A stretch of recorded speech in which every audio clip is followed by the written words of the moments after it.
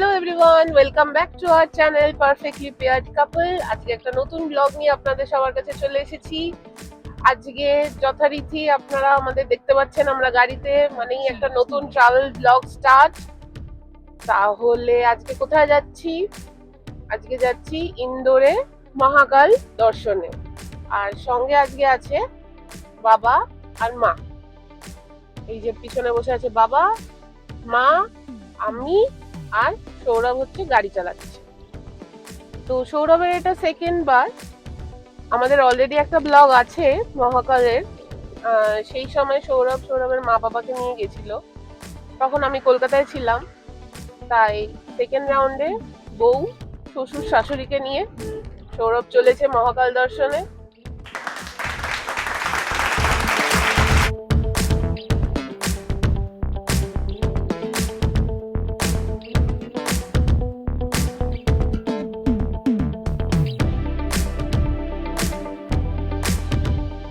দিনটা ছিল 8ই নভেম্বর, শনিবার।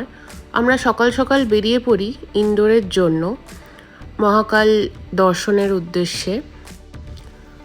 জার্নিটা ছিল Nashik to Indore road trip.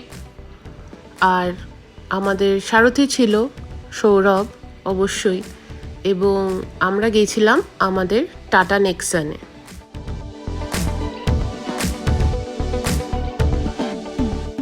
Nashik to Indore road ট্রিপটা খুবই সুন্দর। দুই ধারে আঙুর ক্ষেত। এখন আপনারা যেটা দেখতে পাচ্ছেন এটা হচ্ছে আঙুর ক্ষেত। এখনও আঙুরগুলো হয়নি কারণ এটা সিজন না, কিন্তু যখন হয় খুব সুন্দর দেখতে লাগে দুই ধারে।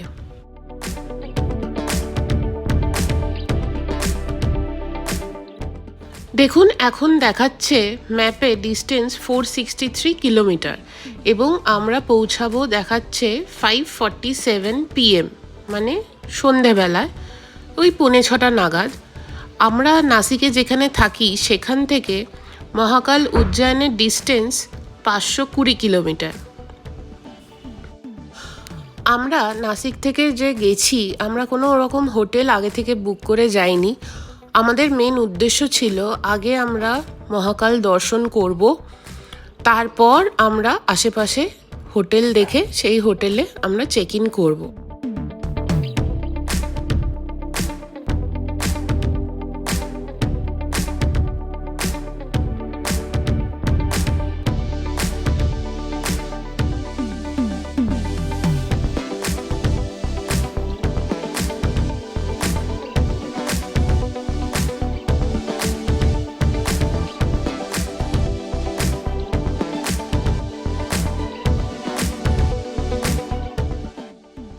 এখন ঘড়িতে সময় হচ্ছে 8:52 সকালবেলা।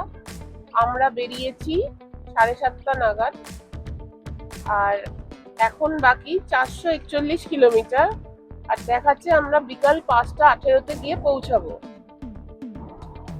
আর এখন ইন্দোর লেখা আসছে 354 কিলোমিটার। আমরা তো এখন যাচ্ছি উজ্জয়নে ফার্স্টে।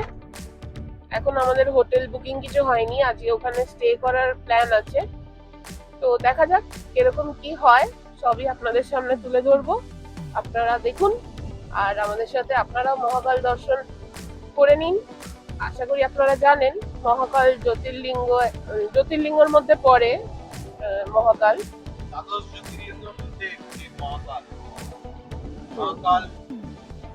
12টা জ্যোতির্লিঙ্গর মধ্যে একটি মহাকাল। মহাকালেশ্বর জ্যোতির্লিঙ্গ এটা। এখানে আপনারা জানেন সবাই, এটা খুব ফেমাস জ্যোতির্লিঙ্গ। অনেকে আসে এখানে মহাকালে। এই জ্যোতির্লিঙ্গটা উজ্জয়নের আগের নাম ছিল অবন্তিকাপুরী। ওইখান থেকেই তারপরে উজ্জয়ন নাম পড়ে। এটা একটা নদী আছে সামনে, শিপ্রা নদী, তারই সাইডে এই জ্যোতির্লিঙ্গটা অবস্থান করে আর কি। তো চলুন গিয়ে দেখাচ্ছি আপনাদের কেমন। আমি এর আগে একবার গেছি, সেটা আমি দেবাস থেকে গেছিলাম। এটা আমরা ডাইরেক্ট যাচ্ছি এখন নাসিক থেকে। তো দেখা যাক কিরম হয়। জার্নিটা আপনাদের সাথে শেয়ার করা হচ্ছে, আর পুরো লোকেশন আর পুরো সিনারিও সব শেয়ার করা হবে। খুব সুন্দর সিনিক বিউটি রাস্তার। আর আপনারা তো মহাকালের ব্যাপারে অনেকেই জানেন, খুবই সবাই ওনাকে দর্শনের জন্য অনেক দূর দূর থেকে আসে সবাই। ওনার আবার এটাও বলে যে ওইখানে নাকি কেউ রাজা কেউ থাকে না ওইখানে, নাকি রাত্রিবেলা মানে মহাকালী রাজা, তো কোনো রাজা বা হাইয়ার কোনো লোক এখানে থাকতে পারবে না রাত্রে। তো সেই জন্য সবাই দর্শন করে এখান থেকে বেরিয়ে যায়, যারা সেলিব্রিটি বা বড় কেউ যারা থাকে। তো কিছু মিথস আছে, তো জানি না কতটা কি, যাই হোক আমরা দর্শনে যাচ্ছি, আপনারা দেখতে থাকুন।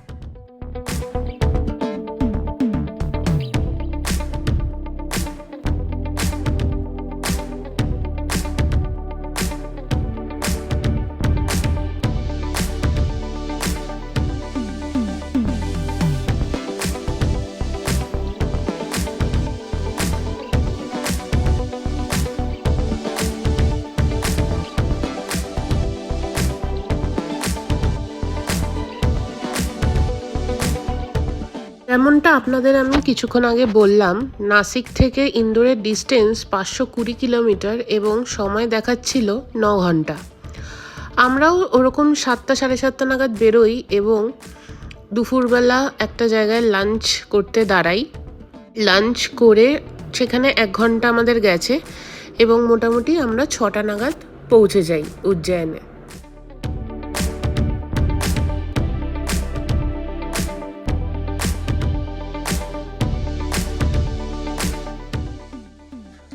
হ্যালো এভরিওয়ান, এখন আমরা দাঁড়িয়ে পড়েছি একটা চা ব্রেকের জন্য।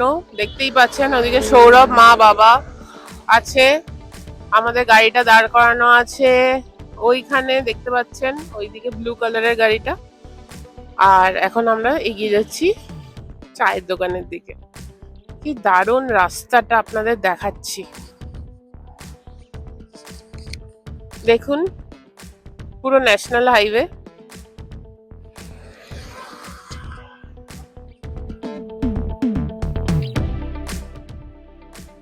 বাবা এসে গেছে, বাবার আমার আর মায়ের চা খাওয়া হয়ে গেছে, সৌরভ খাচ্ছে। আর এখন আমরা যাচ্ছি মহাকাল, যেমনটা আপনাদের জানালাম। বাবা তুমি কিছু বলতে চাও মহাকাল নিয়ে? আগে তো যাওনি কোনোদিন, না, ফার্স্ট টাইম। আগে কোনোদিন যাইনি, বহুদিনের ইচ্ছে বাবা মহাকাল দর্শন করা।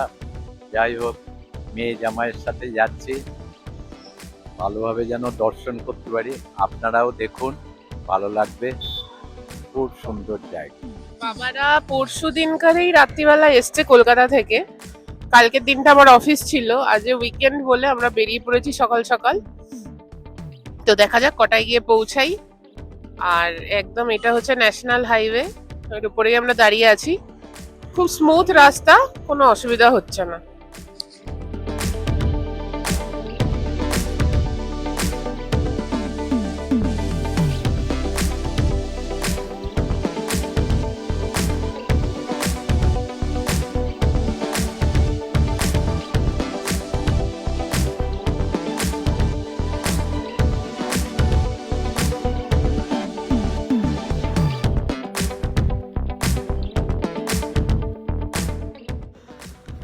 আপনাদের সঙ্গে আরেকটা ইনফরমেশন শেয়ার করার আছে।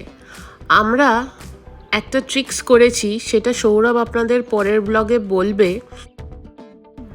যে কোনো ন্যাশনাল হাইওয়ে সে যত টাকাই হোক, কিছু কিছু টোল প্লাজাতে 220, 170 এরকম করে নর্মালি কাটে, কিন্তু সেখানে আমাদের 15 টাকা করে কাটা হচ্ছে।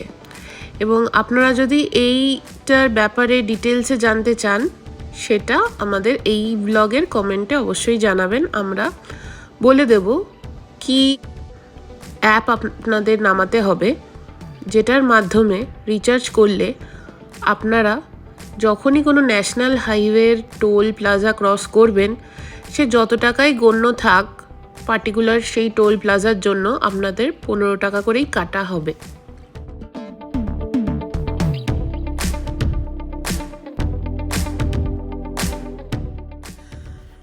এখন বাজে প্রায় দুপুর 2টো মতো। আমরা দাঁড়িয়ে পড়েছি একটা ধাবা কাম রেস্টুরেন্টে। এইখানে আমরা দুপুরের লাঞ্চটা সেরে নিয়ে এগিয়ে গেছিলাম আমাদের গন্তব্যস্থলের দিকে। কিন্তু এখানে কি কি খেয়েছি চলুন আপনাদের সঙ্গে শেয়ার করে নিই, এবং এই রেস্টুরেন্টটার অ্যাম্বিয়েন্স এবং লোকেশন এবং ভিতরের ইন্টেরিয়রটাও আপনাদের দেখিয়ে দেওয়া হবে।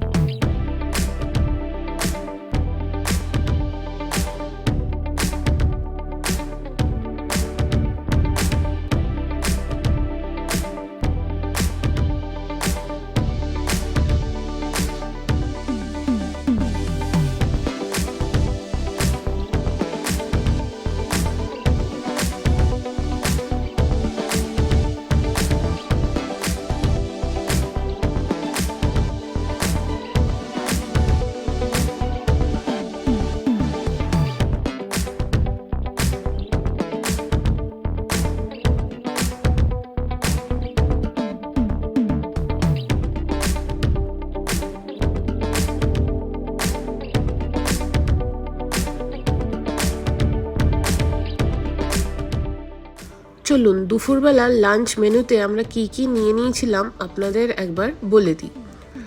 প্রথমে নিয়ে নিয়েছিলাম পাঁপড়, স্যালাড, রাইস, ডাল তড়কা, আলু জিরা আর পনিরের একটা প্রিপারেশন, কড়াই পনির মোস্ট প্রবাবলি।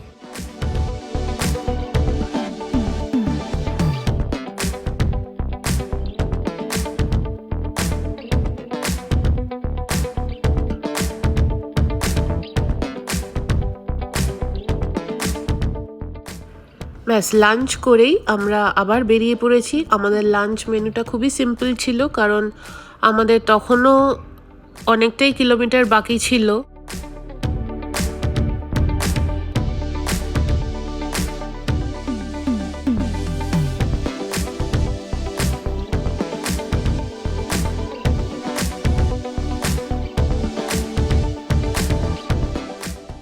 আচ্ছা, আপনাদের রোড ট্রিপ কাদের কাদের ভাল লাগে অবশ্যই কমেন্ট করে আমাদের জানাবেন, কারণ রিসেন্টলি আমার এই ট্রেন বাস ফ্লাইটের থেকে রোড ট্রিপটা খুব ভাল লাগছে, মানে নিজেদের গাড়িতে রোড ট্রিপ। আর এসইউভিতে কি হয় বলুন তো, অনেকক্ষণ আমরা অনেক জায়গাতেই গেছি যেগুলো 12 ঘন্টা 14 ঘন্টা ট্রাভেল। আমরা যে গোয়া থেকে ফিরলাম প্রায় 16 ঘন্টা আমরা গাড়িতে বসা, কিন্তু এসইউভিতে এতই উঁচু থাকে গাড়িগুলো যে আপনারা খুব কমফোর্টেবলি অনেক দূর দূর চলে যেতে পারবেন উইদাউট এনি এক্সহশন।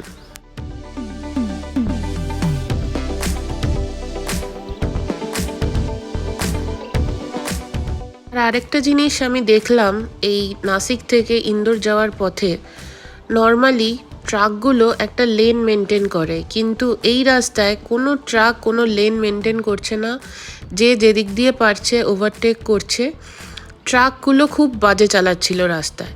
আর দেখুন, কথা বলতে বলতে আমরা ইন্দোরে ঢুকে গেছি। ইন্দোরকে ক্লিনেস্ট সিটি বলা হয়, ভীষণই পরিষ্কার রাস্তাঘাট, আপনারা ভিডিওর মাধ্যমে দেখতেই পাচ্ছেন। এখন আপনারা যেটা দেখতে পাচ্ছেন এটা হচ্ছে মহাকাল মন্দিরের মেন প্রবেশ দুয়ার। এখান দিয়ে আমাদের সবাইকেই ঢুকতে হয় যারা মহাকালের জন্য আসেন। এবং আজকের ব্লগটা এই অবধিই রাখছি। নেক্সট ব্লগে আমরা নিয়ে আসব মহাকাল মন্দিরের ভিতরটা এবং সেখানকার সমস্ত যাবতীয় details. Thank you for watching.